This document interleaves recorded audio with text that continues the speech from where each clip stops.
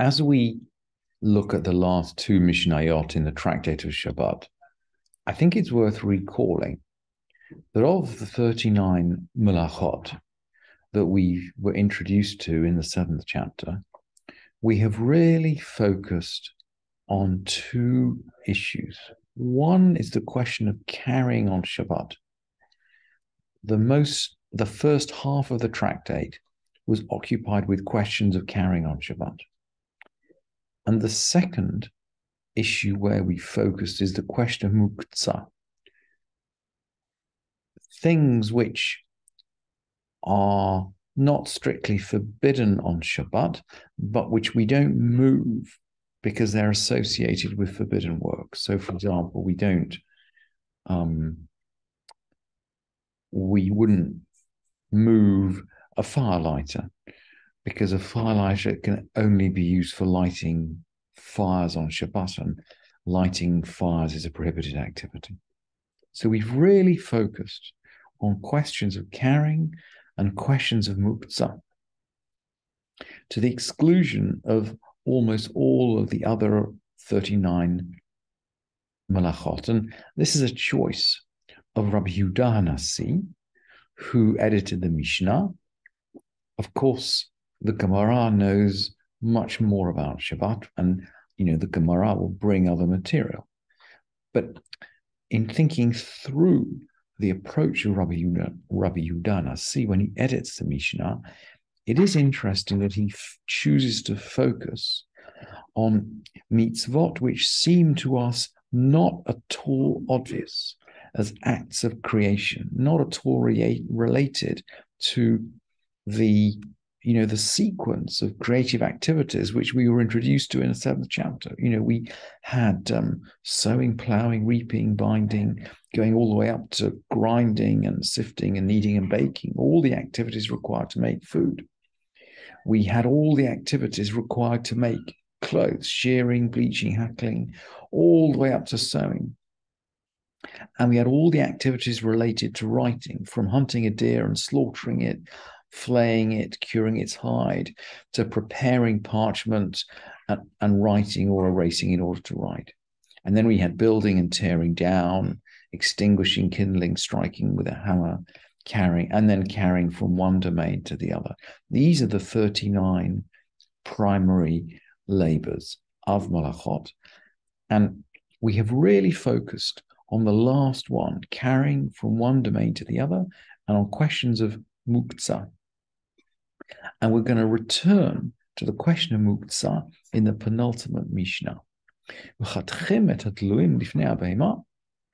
We can cut up goods in front of beasts. This is goods for animal food. We've been talking a lot about animal food in this final parak. We need to feed our animals on Shabbat. So we're going to cut up goods in front of beasts, even though goods are human food. So they can't be thought of as having been prepared for animal consumption as Shabbat came in. Maybe these are muktzah.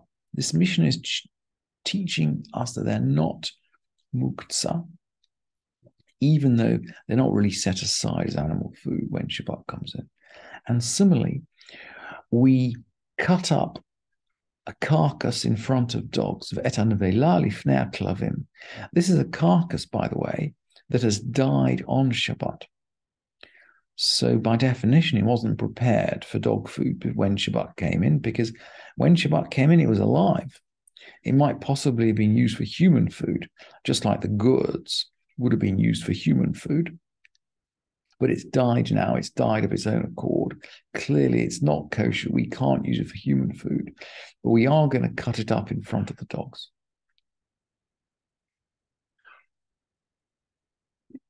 And Rabbi Yehuda clarifies this.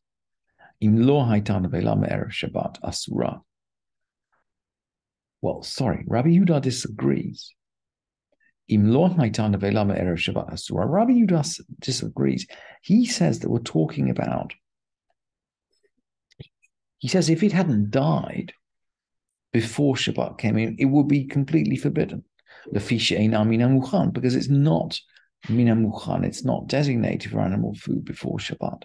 The halacha does not follow Rabbi Yehuda. The whole point of this Mishnah is that a carcass that becomes a carcass on Shabbat can be fed to the dogs.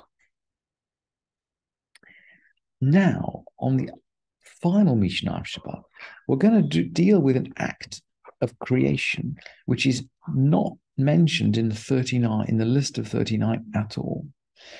What is that? It's to annul a vow. A vow, or the annulment of a vow, is just about the only act of creation that can take place verbally. A contract can be formed verbally. There's just about nothing else in human existence other than a contract that can be formed verbally. Everything else that we create is created through one of the list of 39. But a contract, a vow, a promise is different. And sometimes we may need to annul this on Shabbat. A father has the right to annul his juvenile daughter's vows if he does it on the day he hears the vow. So if he hears the vow on Shabbat, that may be his only chance to annul the vow. It may be important to be able to annul a vow. The rabbis in general don't like vows because they get us into uncomfortable situations. So the rabbis in general will create conditions that allow us to annul vows if necessary. And if they can only be annulled on Shabbat, we will do it on Shabbat. Mefirin nedarim b'Shabbat. We annul vows on Shabbat. Venishalin lidvarim shehem l'torech Shabbat. We ask about matters which are necessary on Shabbat. And the commentators generally associate these matters, by the way, as matters related to the vows that are going to be annulled or may be annulled, although the language of the Mishnah is very broad here. And then the Mishnah continues, Pokakinet ha'ma'or, one can close up a window. We've already learned previously in the Mishnah that putting a shutter to cover up a window on Shabbat is not considered like building. And we learned that was generally how they did close off light in the time of the Mishnah. You'd have a wooden shutter which you'd hang on top of the window, but it's not considered building. It's not like bonnet. Pokakinet ha'ma'or, we close up a window. Umodadim et ha'matlit, we can measure a rag. Most commentators will say this is a rag that we need for a purpose of mitzvah on Shabbat. Ve'et ha'mikveh, and we're going to measure a mikveh to make sure it's 1 by 1 by 3 amot, so that it has the necessary measurements in case we need it on Shabbat. In other words, we're going to carry out these acts, which, like the annulment of vows, are not really acts of creation. They don't fall into the list of 39, but in some way they are creative. If you measure something, you define it in some way. And we are going to do this in a way that is necessary for the performance of a mitzvah. We're not going to do this randomly. And the Mishnah brings a story. Umaseh bimei aviv shel Rabbi Tzadok, uvimei Abba Shaul ben Botnit. It once happened in the day of Rabbi Tzadok's father and the day of Abba Shaul ben Botnit. So we're talking about early times here. They closed up a window with a small clay vessel. We seem to be talking, the Gemara thinks we're talking about a situation where we had a corpse between two houses, in the space between two houses. Someone who died on Shabbat. And there are concerns about whether the tumah from the corpse can spread to the houses, or perhaps concerns as to whether Kohanim can enter one of the houses next door. The Gemara brings different possibilities as to why they're interested, but certainly the question will certainly revolve around tumah and tahara and whether windows are open or closed. So They shut up the window with a small vessel. They tied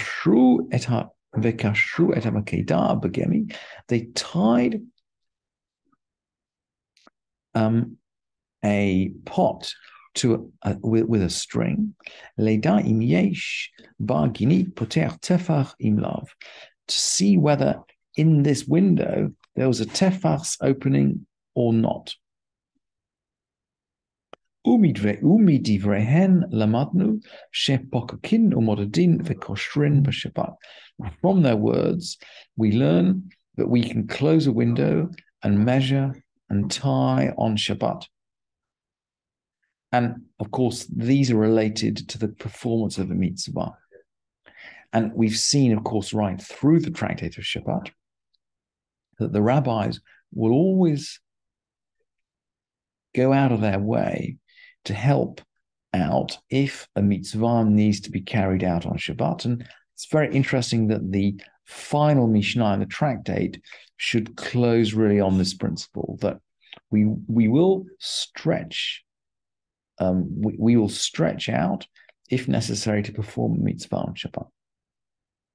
And with that, I'll just say the Hadran alach Masechet Shabbat. We will return to you Masechet Shabbat. V'hadrach alav, v'hadrach alam, and you will return to us. Da'atan alach Masechet Shabbat, v'da'tach alam. Our mind is on you, Masechet Shabbat, and your mind is on us. Lo nit nashei minach Masechet Shabbat. We will not forget you, Masechet Shabbat. Velo tit nashei minach. You will not forget us. Lo ba'alma hadain, velo ba'alma da'ati.